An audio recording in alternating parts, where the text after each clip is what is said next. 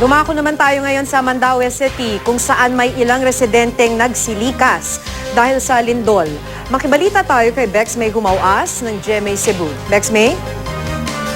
Maki, isa ang kumpirmadong nasawi habang nasa mahigit kumulang 4 na po ang nasugatan matapos tumama ang 7.2 magnitude na lindol kanina sa Mandaue, Cebu City.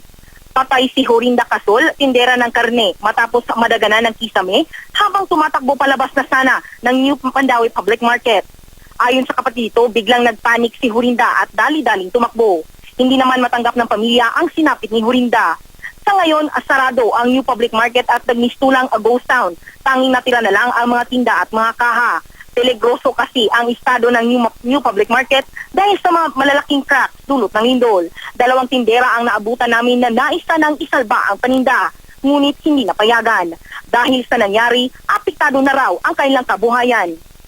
Laking pasalamat naman ng mga swerteng nakaligtas na siyang nagpunta agad sa Old Mandaue Public Market. Takot man sa nangyari, tuloy pa rin ang ilan sa kanila sa pagtitinda. Sa ilalim ng tent na ito, nagkasya naman ang 5 na magkakapitbahay. Dito na raw muna sila habang hindi pa siguradong may ligtas silang babalikan na bahay. Voluntaryo namang nagsara ang mga may-ari ng mall sa lugar at wala na rin pasok sa lahat ng level bukas. Ayon naman sa Mandaue City Government, may task force na silang inilunsad na siyang mag-a-assess ng danyo sa mga estruktura sa Mandaue City. Maki? Okay. Bex May, can you give us a clearer picture kung kumusta na ang sitwasyon dyan ngayon sa Mandaue? Yung palengke lang ba ang pinaka na-damage nung pagyanig? Tama ka dyan, Maki. Yung palengke, as of this moment, yung palengke lang muna, yung palengke ay yung identified ng government, ng Mandaue government na talagang malaki yung danyo sa recover kasi buong palengke na yon kinordona ng mga pulis dahil sa kahit sa tulok man ng palengke na yon is may cracks talaga. Doon din nadaganan yung isang kumpirmadong patay na tindera ng karne. Kumusta yung mga residential areas, yung mga bahay?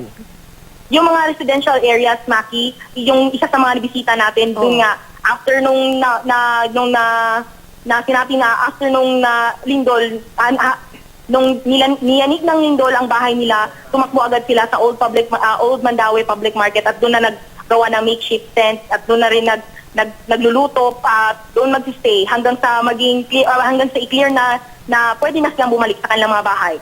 Okay, maraming salamat sa iyo, Bex May Humawas ng GMA Cebu.